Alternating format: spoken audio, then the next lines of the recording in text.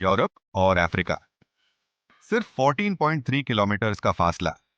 लेकिन इस छोटे से फासले को पार करने में लग गई है एक डेकेड। ये कोई सिंपल समुद्री क्रॉसिंग नहीं है, ये एक जियोपॉलिटिकल फॉल्ट लाइन है, एक geological disaster waiting to happen, और दुनिया के सबसे बड़े इंजीनियरिंग फेलियर्स में से एक। इस गैप को फिल करने का सपना $100 बिलियन से ज्यादा का है। अगर ये प्रोजेक्ट कंप्लीट हो जाए तो हमारे ट्रेन ट्रैक्स एशिया से यूरोप होते हुए सीधे अफ्रीका तक जाएंगे, एक सिंगल ग्लोबल रेल नेटवर्क। तो क्यों ये जरूरी कनेक्टिविटी प्रोजेक्ट 50 सालों से हल्ट पड़ा है? Welcome to the strait of Gibraltar. आज फैक्ट पर हम डाइव करते हैं वो 3 मैसिव हर्डल्स जिन्होंने इस प्रोजेक्ट को इम्पॉसिबल बना दिया है।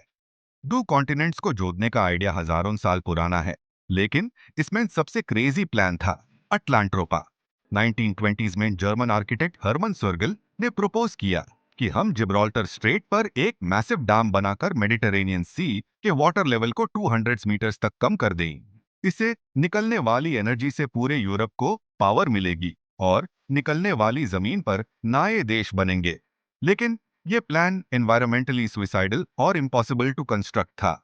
इसलिए 1970s में स्पेन और मोरक्को ने एक रियलिस्टिक प्लान सोचा, द ब्रिज। वो एक सस्पेंशन ब्रिज चाहते थे जो गोल्डन गेट ब्रिज से भी बड़ा हो। लेकिन जब उनकी जॉइंट टेक्निकल कमीशंस एसईसीजी और एसनीड ने डीप सी मैपिंग शुरू की, तब नेचर ने इंसान को पहली बार अपनी लिमिट्स दिखा दी। और वो थी जियोलॉजी। ये सिर्फ गहरा पानी नहीं है, ये एक जियोलॉजिकल टाइम बॉम्ब है। Hurdle A, Abish level depth. Straight of Gibraltar की एवरेज डेप्थ 900 मीटर्स है।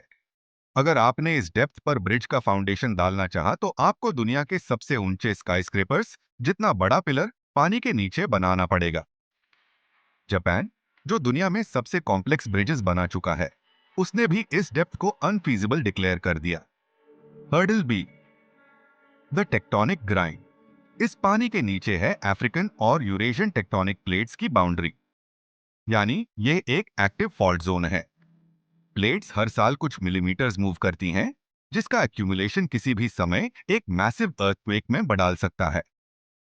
1755 में आया लिस्बन अर्थक्वेक इस फॉल्ट की डिस्ट्रक्टिव पावर का सबूत है। ब्रिज तो एक शेक में कोलैप्स हो जाता। Hurdle C, the deadly currents. यहाँ का पानी भी बहुत डायनामिक है।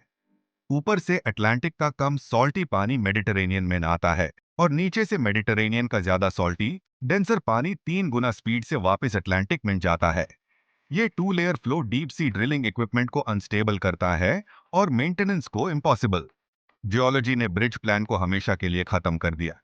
अब फोकस शिफ्ट हुआ टनल पर। इंजीनियर्स ने डिसाइड किया कि ब्रिज नहीं तो tunnel. The inspiration was the euro tunnel. लेकिन यहां भी इंजीनियरिंग को हार माननी पड़ी। Flaw A, the flash problem. Tunnel boring machines को हार्ड रॉक चाहिए, लेकिन जिब्राल्टर के नीचे है फ्लैश, एक लूज, पोरस और सॉफ्ट रॉक फॉर्मेशन। 1990s में जो टेस्ट बोर होल्स किए गए वो फ्लैश में स्टक हो गए। सॉफ्ट मटेरियल टीबीएम को ट्रैप कर लेता है। एक्सपर्ट्स ने कहा, फ्लैश को बोरे करना अभी की टेक्नोलॉजी से सेफ नहीं है। Flaw B, the deepest longest tunnel. Fault line और सॉफ्ट फ्लैश को बाईपास करने के लिए टनल को लगभग 40 किलोमीटर लंबा बनाना पड़ेगा, और इसकी डीपेस्ट पॉइंट होगी 300 मीटर्स अंडरग्राउंड। इतनी गहराई पर वाटर प्रेशर 30 बार से ज्यादा होगा। एक छोटा सा लीक भी डिजास्टर ला सकता है। Flaw C, ventilation is impossible. Tunnel सिर्फ रेलवे के लिए प्लान किया गया है, क्योंकि अगर हम कार्स और ट्रक्स को इस 40 किलोमीटर के डीप टनल में छोड़ दें तो उनके एग्जॉस्ट से वेंटिलेशन इतना कॉम्प्लेक्स हो जाएगा कि उसके लिए और भी बड़े टनल्स बनाने पड़ेंगे। इंजीनियरिंग लिमिटेशंस ने इसको सिर्फ फ्रेट और पैसेंजर रेल तक सीमित कर दिया। टेक्निकली ये प्रोजेक्ट टेक्नोलॉजी डिपेंडेंट है। जब तक हम फ्लैश ड्रिल करने का नया तरीका नहीं ढूंढते, ये ऑन होल्ड ही रहेगा। मानिए कि हमने फ्लैश को बोरे कर लिया, तब भी ये टनल नहीं बनेगा, क्योंकि पॉलिटिक्स का हर्डल इंजीनियरिंग से भी ज्यादा मुश्किल है। Hurdle A, the $100 billion question. Funding is the biggest political bottleneck. Initial costs $5 billion से शुरू हुए थे, लेकिन आज ये 100 बिलियन तक पहुंच चुके हैं। कोई भी सिंगल कंट्री, स्पेन या मोरक्को, इतना बड़ा लोन अकेले नहीं ले सकता। ईयू और अफ्रीकन डेवलपमेंट बैंक से फाइनेंशियल बैकिंग चाहिए, लेकिन हाई रिस्क प्रोफाइल की वजह से फंड्स ब्लॉक हो चुके हैं। Hurdle B, joint sovereignty. Hurdle C, geopolitical control. So दोस्तन, आपको क्या लगता है, क्या हम फ्लैश ड्रिल करने की टेक्नोलॉजी डेवलप कर पाएंगे, या फिर पॉलिटिशियंस ही इस प्रोजेक्ट को हमेशा के लिए रोक देंगे? कमेंट सेक्शन में जरूर बताना।